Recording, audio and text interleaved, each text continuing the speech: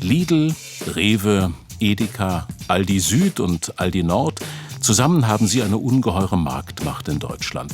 Etwa 85% der Verbraucherinnen und Verbraucher kaufen hier ein. Der Oxfam-Wirtschaftsexperte Tim Zahn hat untersucht, wie es um die Menschenrechte in den Lieferketten bestellt ist. In unserem Supermarktcheck analysieren wir, was die deutschen großen Supermarktketten dafür tun, um Menschenrechte in ihren Lieferketten zu schützen. Unser diesjähriger Check zeigt, Edeka ist das Schlusslicht beim Schutz von Menschenrechten. Oxfam untersucht seit 4 Jahren, wie sozial die größten Supermarktketten sind. Sowohl im internationalen als auch im nationalen Vergleich ist das Ergebnis überraschend. Lidl liegt auf Platz 1, Aldi auf Platz 2 und 3. Danach kommt Rewe und Schlusslicht mit nur 11% in der Gesamtbewertung ist Edeka. Passt das für die Verbraucher zum Image? Das Image sieht ja ganz anders aus. Also, man sieht ja den Laden, alles modern.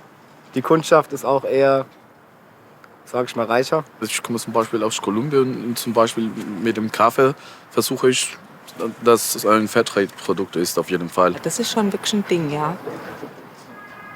Aber Sie lieben doch Lebensmittel, oder?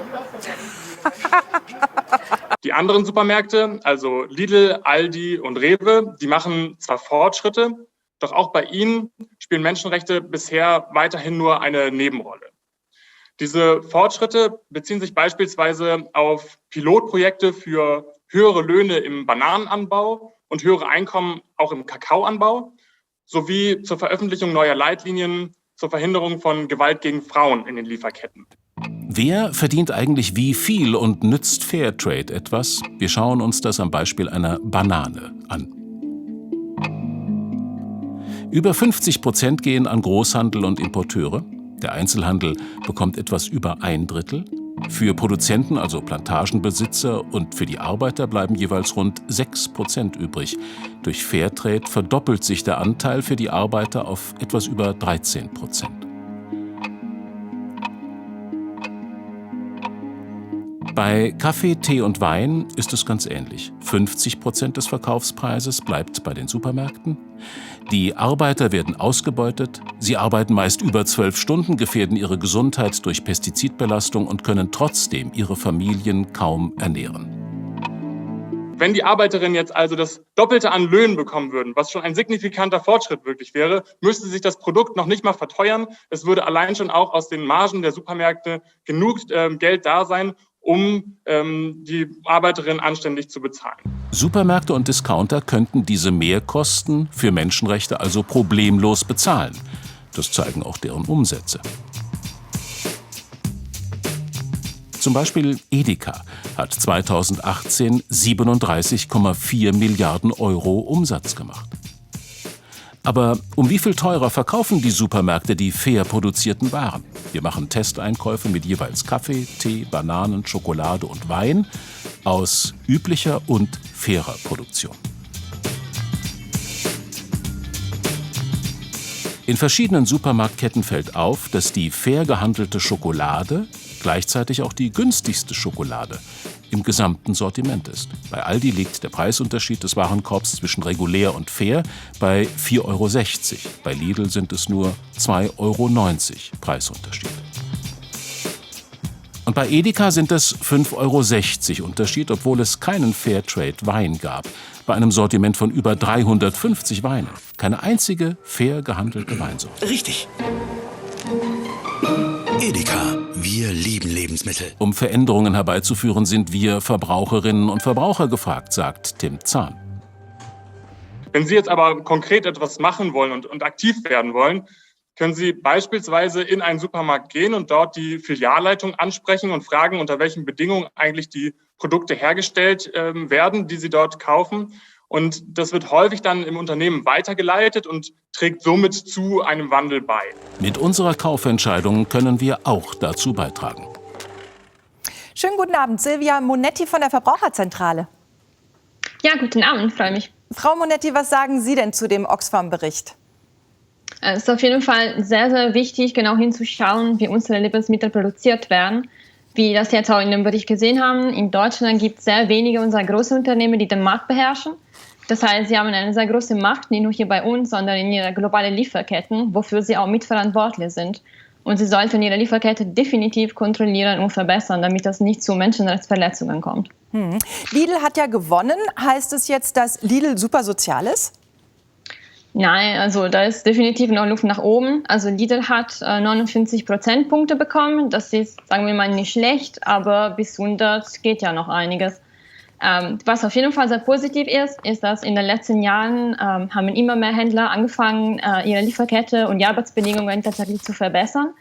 Denn man setzt immer auf die Verbraucher. Ne? Man sagt immer, ja, die Verbraucher müssen nachhaltig einkaufen, nachhaltig konsumieren. Aber ohne nachhaltige Produkte geht das nicht. Und wenn Unternehmen in ihren Prozessen soziale Standards oder Umweltschutz weniger berücksichtigen, kann ich als Verbraucherin beim Einkauf auch nicht mehr ändern. Was müsste denn passieren, sodass Supermarktketten Menschenrechte, faire Löhne und bessere Arbeitsbedingungen berücksichtigen oder noch mehr berücksichtigen? Wir brauchen, also es müssen unbedingt klare Vorgaben gelten, wie Lebensmittel produziert werden. Und bei Missachtung müssen Sanktionen greifen. Und insofern ist das deutsche Lieferkettengesetz, das letztes Jahr verabschiedet worden ist, ein erster Schritt in die richtige Richtung, weil das Gesetz schafft für das erste Mal und endlich klare und verbindliche Regeln. Es ist aber nur der Anfang und noch nicht genug, weil zum Beispiel das Gesetz tritt erst nächstes Jahr, also 2023, in Kraft und gilt erstmal auch nur für sehr große Unternehmen und auch nicht für die ganze Lieferkette. Also es ist auf jeden Fall nicht genug und sogar noch weniger als das, was manche Händler bereits tun. Also irgendwie, manche schaffen das, die gesamte Lieferkette von bestimmten Produkten zu kontrollieren.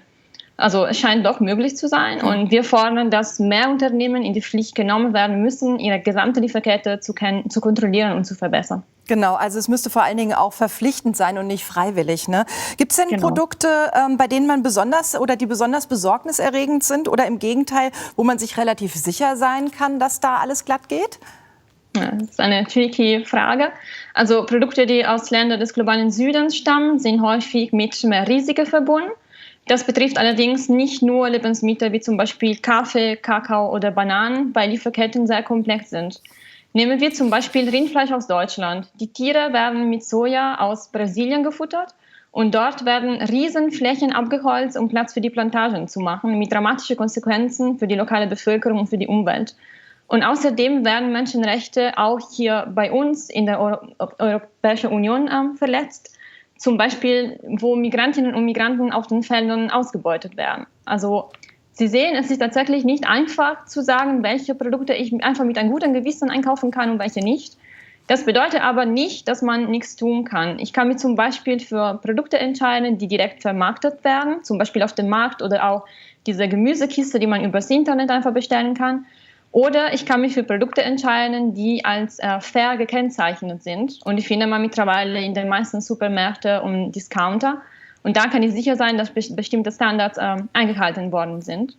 Das Problem mit diesen Produkten ist, dass sie immer noch eine Minderheit sind, eine Nische. Und ohnehin gibt es schon so viele verschiedene Labels und Siegel, dass es auch schwierig ist, den Überblick zu behalten. Das stimmt, ja. Aber das war ja eben ganz erfreulich, dass die Produkte einigermaßen günstig waren. Also das fand ich überraschend. Was glauben Sie denn jetzt, wo alles teurer wird? Wird es den Verbraucherinnen bald auch alles wieder egaler sein mit den fairen Arbeitsbedingungen? Nee, so wird das nicht kommen. Also immer mehr Verbraucherinnen und Verbraucher wollen immer genauer wissen, wie ihre Produkte hergestellt worden sind, dass wir sie auch nicht mehr ändern. Wir müssen uns aber langfristig wahrscheinlich auf höhere Preise einstellen, das schon. Und das nicht nur wegen der Pandemie oder des Krises oder der Inflation, sondern weil der absolut dringend notwendige Umbau auf eine nachhaltigere Produktion sehr viel Geld kosten wird. Und wir sehen zum Beispiel auch jetzt mit der Energie, was passiert, wenn man ganz plötzlich nachhaltig werden muss. Aber das wird so sein. Und deswegen sind sozialpolitische Maßnahmen absolut notwendig, um die Konsequenzen abzufedern. Steigende Preise sind für viele Menschen ein großes Problem. Und was wir brauchen, ist eine langfristige Strategie. Das ist ganz wichtig. Und nicht nur Einzelmaßnahmen, wie zum Beispiel ein 9-Euro-Ticket für 3 Monate, weil das hilft für die 3 Monate, aber danach ist eine Frage. Ja, ne? Und wie es dann weitergeht. Und eine gesunde Ernährung und nachhaltig darf nicht so ein Privileg werden.